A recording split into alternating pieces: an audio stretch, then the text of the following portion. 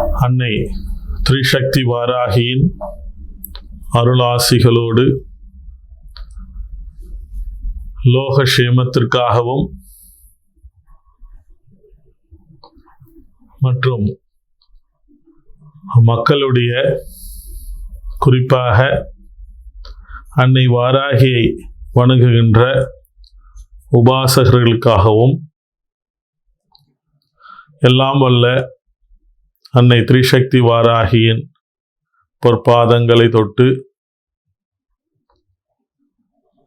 ஞான தேடல் என்கின்ற இந்த ஆன்மீக தொகுப்பை, உரையாடலை ஆன்மீகத்தை தேடும் அன்பர்களுக்காகவும் ஞானத்தை அறிய வேண்டும் என்கின்ற ஆவலில் இருக்கின்ற அன்பர்களுக்காகவும் நமது முன்னோர்களும் மூத்தோர்களும் சான்றோர்களும் நமக்காக இந்த புவியிலே விட்டு சென்ற அரிய பொக்கிஷமான புராண இதிகாசங்கள் மற்றும் தாற்பயங்கள், ஆகம விதிகள், அவைகளை பற்றியும் இறைவனை வணங்குகின்றோம், எதற்காக வணங்குகின்றோம், எவ்வாறு வணங்குதல் வேண்டும், எந்த முறையில் வணங்குதல் வேண்டும் என்பதையெல்லாம் அன்னையை உபாசிப்பவர்களுக்கும் மற்றும் ஞானத்தை தேடுபவர்களுக்கும் அளிக்கப்படுகின்ற ஒரு வரமாக, வரப்பிரசாதமாக அன்னையை அவாகனம் செய்து அவளே எம் நாவினிலிருந்து குடிகொண்டு உங்கள் அனைவருக்கும் அளிக்க வேண்டி பிரார்த்தித்து ஞானத்தேடல் என்கின்ற இந்த ஆன்மீக தொகுப்பினை வழங்க உள்ளோம். இதன் மூலம் தேடினேன் தேடிக்கொண்டே இருக்கின்றேன், என்ன தேடினேன், எதற்காக தேடிக்கொண்டிருக்கின்றேன் என்பதை எம்மால் அறிய முடியவில்லையே. குருவை தேடினேன், குருமார்கள் பலரை தேடினேன், பலர் பல கருத்துக்களை சொல்லிக் கொண்டிருக்கின்றார்கள். இவர் சொன்ன கருத்து இன்னொருவிடம் இருக்கும் பொழுது மாறுபடுகிறது, அவருடைய கருத்து வேறொருவரிடத்திலே மாறுபடுகிறது. நான் எதை தேடுகின்றேன், எதற்காக தேடுகின்றேன் என்பதெல்லாம் நம் மனதிற்குள்ளே இதுநாள் வரை பல விதத்தில் ஐயங்களும் கேள்விக்கணைகளுமாக இருக்கின்றன. அவைகளுக்கெல்லாம் ஒரு விடையாகவும் அல்லது ஒரு வழிகாட்டுதலாகவும் இருக்கப்போவதுதான் இந்த ஞானத்தேடல் என்கின்ற ஆன்மீக தொகுப்பு நிகழ்ச்சி. ஒவ்வொரு காரணங்களுக்கும் ஒரு காரியம் இருக்கும். இதுதான் மூத்தோர் வாக்கு. அது கர்மாவாக இருந்தாலும் சரி, யோகமாக இருந்தாலும் சரி, நம்முடைய முயற்சியாக இருந்தாலும் சரி, நம்முடைய உழைப்பாக இருந்தாலும் சரி, அப்படி ஒவ்வொரு நிகழ்விற்கும் ஒரு எதிர்வினை உண்டு. ஒவ்வொரு எதிர்வினைக்கும் ஒரு நிகழ்வுகளின் தொகுப்பு உண்டு.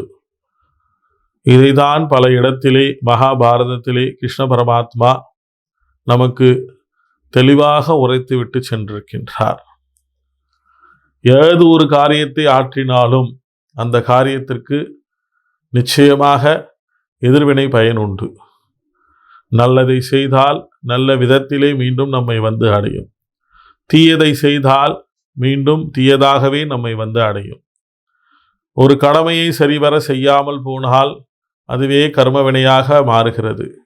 அந்த கர்மவினையே பிற்காலத்தில் நாம் எதை பலம் என்று நினைத்து கொண்டிருந்தோமோ அந்த பலமே பலவீனமாக மாறி நாம் அதே கர்மாவினால் வீழ்த்தப்படுகின்றோம். இதுதான் மனித குலத்தினுடைய சுழற்சி என்று கூட சொல்லலாம். அப்படி ஆன்மீகத்தை தேடுபவர்கள், ஞானத்தை தேடி அலைபவர்கள், ஞானத்தின் பால் ஈர்க்கப்பட்டவர்கள் முதலில் இந்த அடிப்படையான கர்ம வினைகளை பற்றியும் அடிப்படையான நம்முடைய கடமைகளை பற்றியும் தினசரி நாம் ஆற்றுகின்ற செயல்பாடுகளில் எவைகளெல்லாம் நமக்கு தேவை, எவைகளெல்லாம் தேவைகளற்றது என்பதனை முதலில் உணரும் பட்சத்தில் மட்டும்தான் அவர்கள் அந்த நிலைப்பாட்டினை சென்று அடைய முடியும்.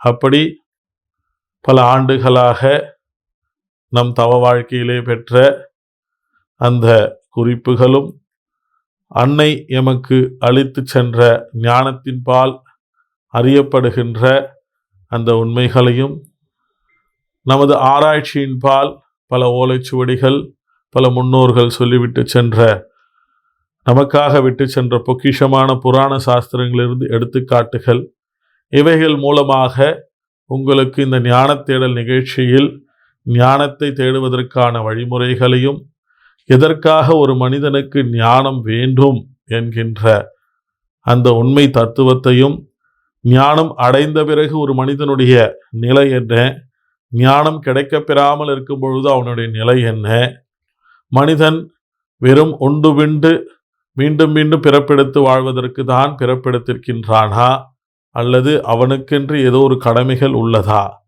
இவைகளை பற்றியெல்லாம் தான் நாம் இந்த தொகுப்பிலே காணவிருக்கின்றோம். அது மாத்திரமல்லாது நிறைய அன்பர்களுக்கு இறைவனுடைய நாமத்திலேயே சந்தேகம் உண்டு. உதாரணத்துக்கு சொல்ல வேண்டுமென்றால், வாராகி என்கின்ற நாமம் என்னவென்று கூட அறியாத பல சந்தேகங்களும் கூட உண்டு. விநாயகன், கணபதி, இப்படி இறைவனுடைய நாமமே எதற்காக பல்வேறு நாமங்களால் நாம் இறைவனை வணங்குகின்றோம்? ஏன் இறைவன் ஒருவனே என்று சொல்கின்ற பட்சத்தில் நாம் பராசக்தி என்று சொல்கின்றோம், காமாட்சி, மீனாட்சி, சரஸ்வதி, லக்ஷ்மி, இப்படி பல நாமங்களை சொல்லியும் நாம் வணங்கி வருகின்றோமே. அப்படி ஒவ்வொன்றையும் சொல்லி அழைத்தால் தான் இறைவன் நமக்கு வரம் அளிப்பானா என்றெல்லாம் கூட நமக்குள்ளே பல ஐயப்பாடுகளும் சந்தேகங்களும் நிச்சயமாக உண்டு.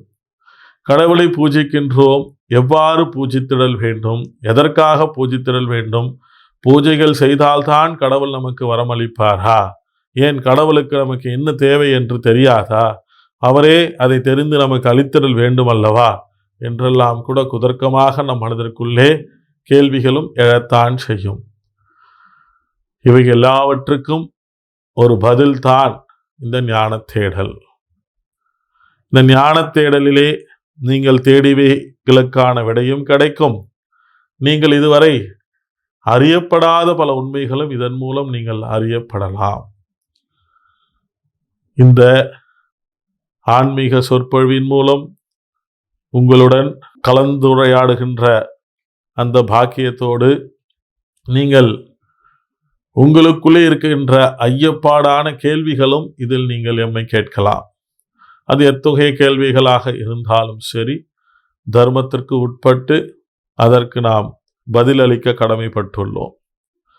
ஆக உங்கள் மனதிற்குள்ளே இது நாள் வரை இந்த கேள்விக்கு என்னால் விடை காணவே முடியவில்லை என்கின்ற எந்த ஒரு கேள்வியாக இருந்தாலும் எம்மிடத்திலே நீங்கள் தொடுக்கலாம்.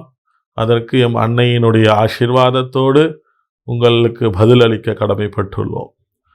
அது மாத்திரமல்லாது பல மகான்கள், பல குருமார்கள், ரிஷிமார்கள், சித்த புருஷர்கள் நமக்காக அளித்துவிட்டு சென்ற எளிய வழியில் உபாசிப்பதற்கும், எளிய வழியில் இறை சக்தியை பெறுவதற்கும், எளிய வழியில் நோயற்ற வாழ்வோடு பூரண ஆயுளோடு வாழ்கின்ற தத்துவத்தை அவர்கள் எவ்வாறு நமக்கு அளித்துவிட்டு சென்றிருக்கின்றார்கள் என்ற போதனைகளையும், அது யோக மார்க்கமாக இருந்தாலும் சரி, தியான மார்க்கமாக இருந்தாலும் சரி, பக்தி மார்க்கமாக இருந்தாலும் சரி, இவைகளையெல்லாம் உங்களுக்கு முழுவதுமாக இதன் வாயில் அளிக்கப்பட உள்ளோம்.